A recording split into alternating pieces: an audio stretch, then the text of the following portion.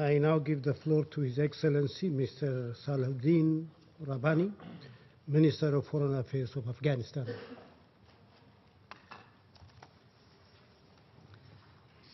Bismillah ar-Rahman ar-Rahim. Mr. President, distinguished members of the Council, let me begin by thanking Ethiopia for convening today's debate on the situation in Afghanistan. I'm also delighted that Ambassador Tadamichi Yamamoto is here with us today. Ambassador Yamamoto, thank you for your presentation, but more specifically for your dedicated efforts as the Special Representative of the United Nations Secretary General for Afghanistan. I'm pleased to address the Security Council, my first time as Minister of Foreign Affairs of Afghanistan. This is a fitting opportunity to convey our appreciation for the Security Council's support and attention to the situation in my country since the start of our journey towards a new Afghanistan in 2001. The people of Afghanistan look to this council with high expectation as the guardian of the international peace and security. Amidst all challenges, Afghans are hopeful that the international community, the United Nations, and this Noble Council in particular will respond appropriately to help them achieve what has long eluded them, their right to live normal and dignified lives in peace and security. Mr. President, the time has come for the international community to take a fresh look at its engagement in Afghanistan. As President Ghani stated in his address to the United Nations General Assembly last week, and I quote, "For too long, the conflict in Afghanistan has been viewed through the prism of civil war. But this war is not within our soil, it is over our soil." End of quote. The scourge of terrorism and violent extremism affecting Afghanistan is the product of a long-standing policy by a neighboring state to keep Afghanistan unstable. It has menaced Afghanistan for several decades now, with its roots located in terrorist sanctuaries and safe havens outside of my country. A bigger picture of the security situation reveals that our security forces are engaged in a comprehensive fight against elements of more than 20 internationally recognized terrorist organizations. Thanks to the dedicated support of our international partners, our security forces are leading this fight more efficiently, and with great valor and courage. The Taliban suffer major setbacks in manpower, morale, and fail to hold ground over any territory. This is why their modus operandi draws mainly on suicide bombings and other unconventional criminal attacks on our people, infrastructure, public figures, mosques, and international humanitarian personnel. Such barbarity constitutes crimes against humanity, the latest being the massacre committed jointly by Taliban and Daesh in Mirza Ulang village in Saripul province and the attacks on mosques in Kabul and in Herat provinces. I wish also highlight that the exaggerated claims of Taliban control over some percentage of territory is being used as part of a psychological warfare. Our security forces have the upper hand against terrorists and extremist groups throughout the country. This trend will continue in a positive trajectory with sustained assistance from the international partners to further strengthen the capabilities of our national security forces and improve service delivery for our people. Mr. President, we in Afghanistan have long called for an international focus that would address the fundamental sources of insecurity in our country. We are pleased that, as of late, there is a growing recognition on this imperative in the international community. This new dynamic presents an unprecedented opportunity which must be seized. In this regard, I can say with confidence that the new strategy of the United States for South Asia has generated new hope among our people across the country. Afghans from all walks of life are looking to the future with renewed optimism that finally the threats of terrorism and extremism in Afghanistan and the wider region will be tackled appropriately. In this connection, we welcome the fact that the new strategy recognizes the critical need to address the lingering problem of terrorist safe havens and sanctuaries in our region, and for more determined efforts to end political, logistical, and financial support enjoyed by terrorist groups. Furthermore, the strategy's condition-based approach has addressed some uncertainties by reinforcing the right message that the international community's engagement will endure until Afghanistan becomes stable and secure.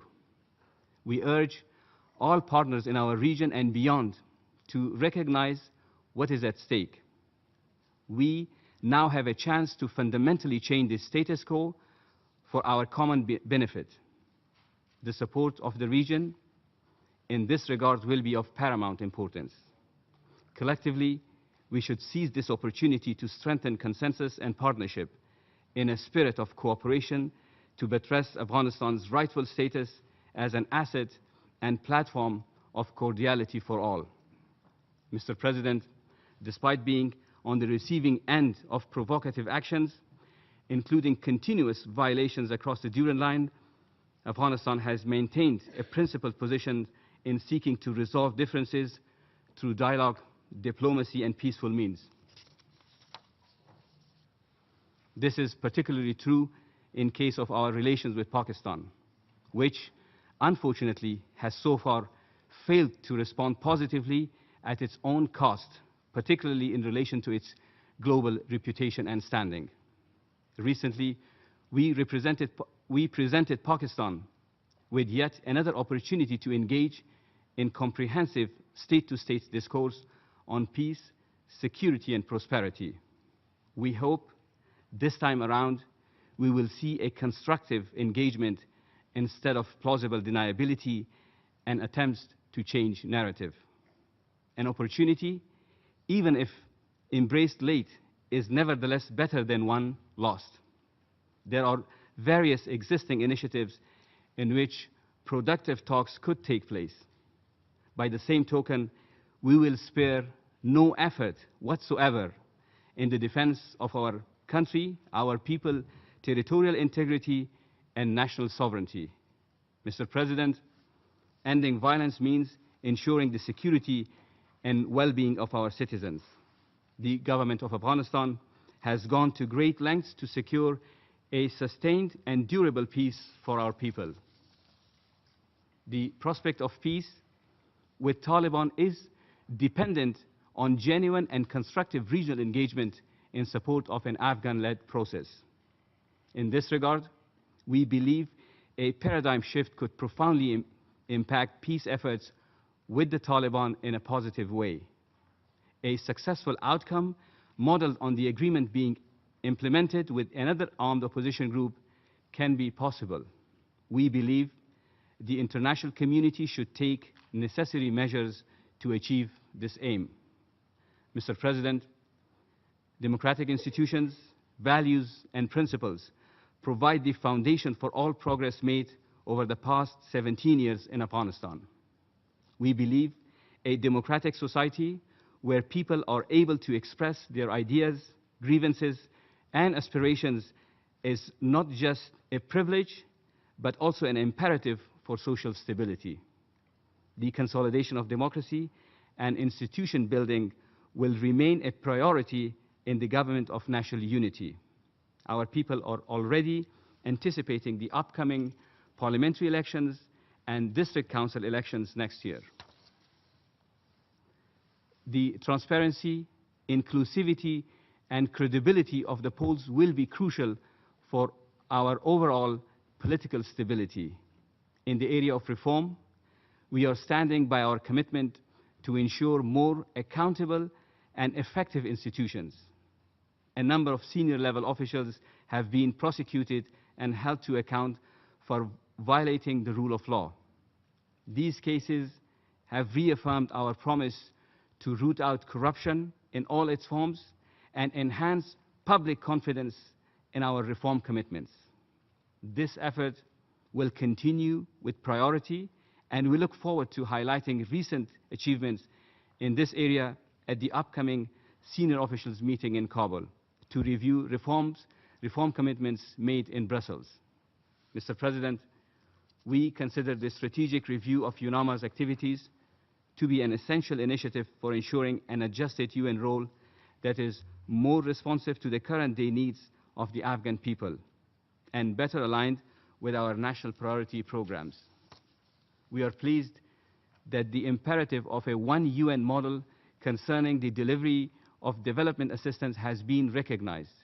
We hope to have, by the end of this year, an outcome that will enable the UN to deliver on its task more efficiently. Mr. President, our stabilization endeavor is based on a simultaneous effort for progress in the security, social, and development spheres. Despite our challenges, we are making steady progress to protect and uphold the rights of all our citizens, especially women, girls, and children. Our resolve in this important area is reflected in our candidacy to the Human Rights Council. For us, a commitment to human rights means enabling people to live in peace and security and to achieve success and meet their aspirations. Above all, it means enabling people to live in honor and dignity. These are the ideals to which we are firmly committed. Our membership in the Human Rights Council will have many benefits. It will enable us to consolidate human rights gains at home. It will also enable us to be a voice for victims of terrorism and dozens of countries that are in conflict and post-conflict situations. We kindly urge all UN member states to support our candidacy. Mr. President, in conclusion, let me convey the deep appreciation of Afghanistan to the Security Council and the international community for all that you have done and continue to do so in support of Afghanistan's security and stability. We stand at the crossroads of our shared endeavor. As we approach the new year 2018, it is imperative that all of us seize the opportunity in front of us, brought about by the new spirit of international community's engagement in my country. I thank you, Mr. President. I